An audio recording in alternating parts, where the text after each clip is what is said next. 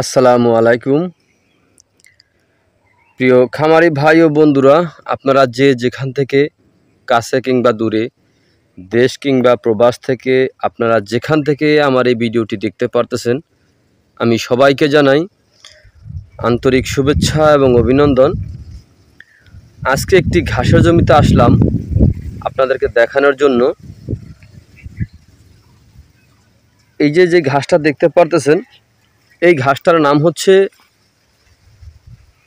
Taiwan hybrid ঘাস।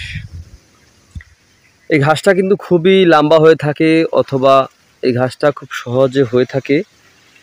যে দেখতে পারতেছেন আমরা এই ঘাসটা কিন্তু কাটতেছি, এই যে এই পাশ থেকে কিন্তু আগে কাটা শুরু করেছি। দেখতে পারতেছেন এই পাশ কিন্তু এই যে কাটতেছি এই কেবল। দেখেন আমাদের এই অঞ্চলে কিন্তু এখন প্রচুর পরিমাণে খরা চলতেছে, মাটি একেবারে দেখেন শুকনা, তারপরও দেখেন কাটা হয়েছে। কাটার ভিতর থেকে দেখেন কিভাবে আপনার চারা বের হচ্ছে।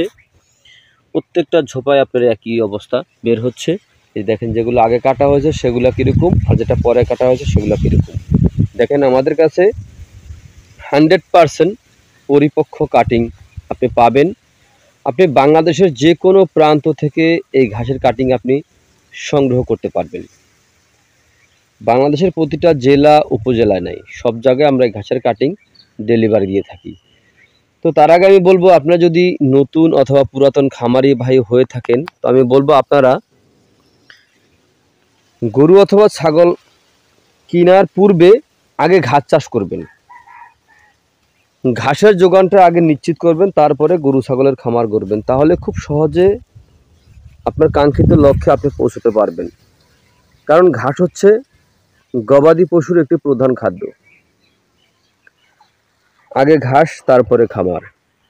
ঘাস ছাড়া গবাদি পশু পালন করা যায় না। ঘাসে খরচ কম, লাভের দিকটা বেশি। কারণ ঘাসটা আপনি একবার রোপণ করবেন, একবার রোপণ করলে আপনি 5-6 বছর পর্যন্ত কিন্তু আপনি কেটে কেটে এই ঘাসটা খাওয়াতে পারবেন। এই ঘাসটা খুবই ভালো, উন্নত জাতের, উন্নত মানের এই ঘাস।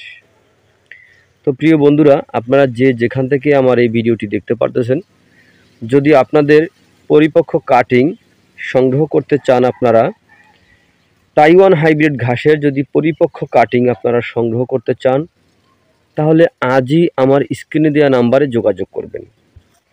আমরা এই ঘাসের কাটিং বাংলাদেশের প্রতিটা জেলা উপজেলায় ডেলিভারি দিয়ে থাকি। তো প্রিয় বন্ধুরা, আজ এখানে এ পর্যন্তই। আপনারা সকলে ভালো থাকবেন, সুস্থ থাকবেন। আল্লাহ হাফেজ।